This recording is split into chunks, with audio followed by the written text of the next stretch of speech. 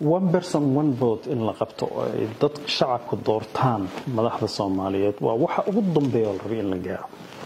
state building process-ka ee Soomaaliya ku jirto dawlad dhiska ee Soomaaliya ku jirto tan ugu dambaysa ee shahaadada ugu dambaysa la isku siinayo la oranayo dalkan waa dhisan yahay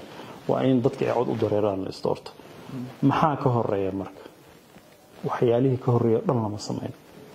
dastuurkan ku meel gaarka aan hadda ku joogno qayb weyn oo kamid ah in badan ma ka soo shaqeeyo 40% gaaraysa ayaa waxa qodob la yiraahdo instructional constitution waa waxyaalo dhisaya dalkii saasa wax loo sameeynaya saasa loo dhisaya oo yaani blueprint ayadii marka oo aan waxyaalahaas oo dhan la sameeyo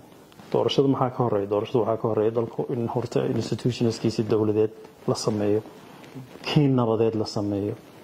kii sharciyeed oo lagu kala heshiinayay awoodaha ay leeyihiin dawlad goboleedyada dawladda federaalka oo kala cad oo ka bacdina la sharciyeeyo ay dhisan yihiin in dalka oo dhan gacanta lagu qabto intercop la sameeyo in constituency mapping la sameeyo meelihii iska dooranayay oo boqolkii kun oo Soomaaliyeed hal xildhibaan bay dooranayaan inta la yiraahdo boqolka kun meesha ay degan tahay la isla calaamadeeyo iyo sidii kale lagu heshiiyo in dadkii maartay la diiwaan geliyo oo ayagoo maartay la wacyi geliyay oo diyaar u ah oo inay codka ay bixinayaan amaanada ay bixinayaan waxay tahay la wacyi geliyo si maartay civic duty amal isu diiwaan geliyaan in xisbiyada la sameeyo in xisbiyadii ay dalka ka shaqeeyaan in barnaamijyo la yimaado yaani waa wada dheer oo tan ugu dambayso laho shahaadada la isku siinayo la oranayo Somali state waa la bildigaray waa la dhisay la oranayo way taas marka adoo bilowgii jooga waxyaalihii ka muhiimsanaa oo aasaaska u ah dowladda aan dhisin bal xagga u boodaya marka tiraahdo waa meesha la yiraahdo kalaam xaqin yuraadu bihi al-baatil waa hadal sax ah oo dadka soo jeedinaya laakiin aan xaq loola jeedin oo baatil loola jeedo marka sidaa darteed maanta iyo 20 sano ka hor dawlad dhiska Soomaaliyeed markii la yiraahdo si dhab ah meesha loo dhaqaaqay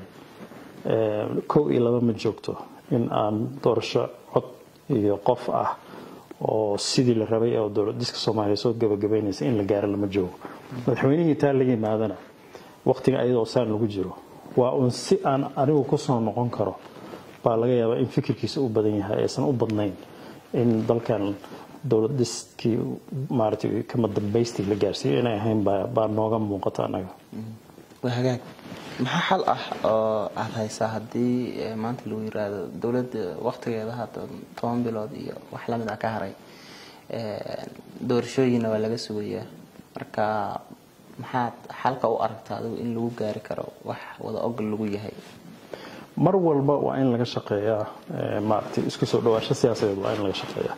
dalkii hadda waa kala qaaran yahay oo meelihii maartay go'aamada rasmiga la rabay in isla qaato badankood isma yimaadaan hadda oo laba dawlad goboleed baa ka maqan miiska waxyaalaha ku maqan yihiin oo waxyaalo jira maxaa la yiraahdaa hadda dad badan oo saamilay siyaasadeed oo ama ahzaab isdiiwaan gelisay oo ama urur siyaasadeed oo raba inay isdiiwaan geliyaan ama madalla siyaasadeed na way jiraan marka isu soo dhawaansho siyaasadeed in laga shaqeeyo ayadoo la ogsoon yahay wixii aan rabnay oo one person one vote inaysan hadda noo suurtageli karin laakiin